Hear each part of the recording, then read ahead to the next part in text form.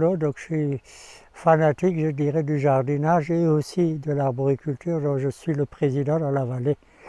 Et en 2006, j'ai pu acheter ce petit terrain d'abord à côté, là, qui fait 6 mètres de large sur 150 mètres de long, et donc qui était une friche. Et par la suite, j'ai pu acquérir cette partie-là qui fait 3 fois la surface et qui était une friche, hein, vraiment comme vous voyez là, c'était vraiment à défricher. C'était le seul terrain que je trouvais.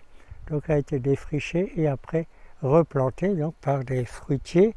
Et j'en ai profité, comme j'avais de l'ombre sous les fruitiers, j'ai planté des légumes.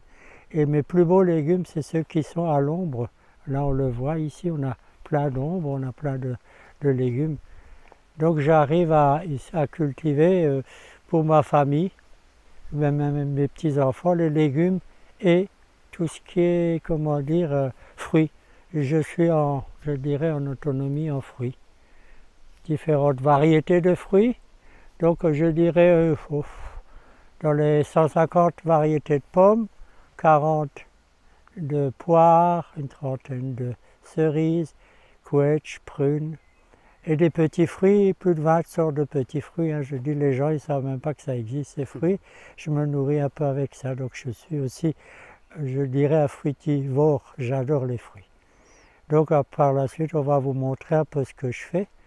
Et j'ai ouvert au départ ce verger, c'était pour moi, et je trouvais que j'étais égoïste, faire un truc juste pour soi. Donc depuis 5-6 ans, j'ai ouvert au public, donc les gens peuvent rentrer, visiter.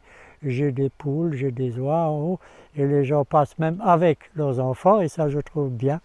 Ça se passe même très bien avec les gens, et c'est-à-dire je leur donne des conseils et je leur montre ce qui est faisable on dit ça permaculture que j'aime pas trop, mais disons culture, pas raisonnée, vraiment culture naturelle, voilà. J'ai du fenouil que j'ai déjà récolté, il y a de la betterave rouge qui est bonne à...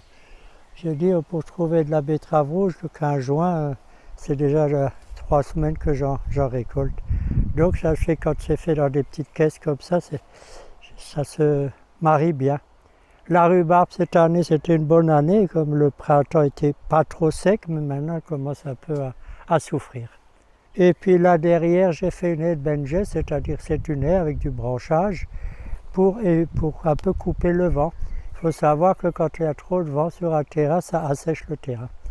Haie de benjet. Là, tu vois le cerisier là-haut? Ça, c'est la première série d'arbres que j'ai plantés en 2007.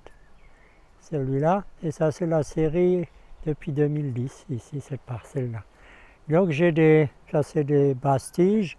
Donc, j'ai différentes hauteurs pour montrer un peu aux gens tout ce qui peut se faire dans un verger, même dans un nouveau verger, ou même sur un petit terrain, on peut planter des arbres qui ne deviendront pas trop grands. Ouais, c'est des pucerons, hein, donc, et moi, plutôt que de les traiter, tout je laisse faire.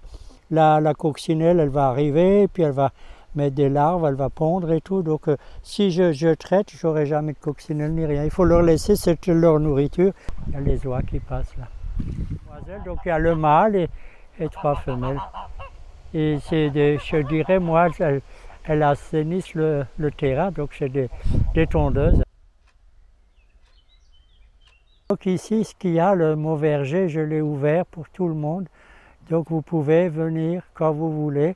Je dis, si vous voulez plus de renseignements, à l'entrée, il y a sur le panneau mon numéro de téléphone. N'hésitez pas à m'appeler, je pense que je ne pourrais pas faire mieux. Et vous passez, si je suis là, il n'y a pas de problème, je ne suis pas là. Vous ouvrez la porte, vous rentrez, vous visitez, et en partant, vous refermez la porte. Il y a des oies, mais les oies, quand je ne suis pas là, elles ne sont pas en liberté, elles sont dans leur enclos, donc vous ne risquez rien. Voilà, et merci pour tout.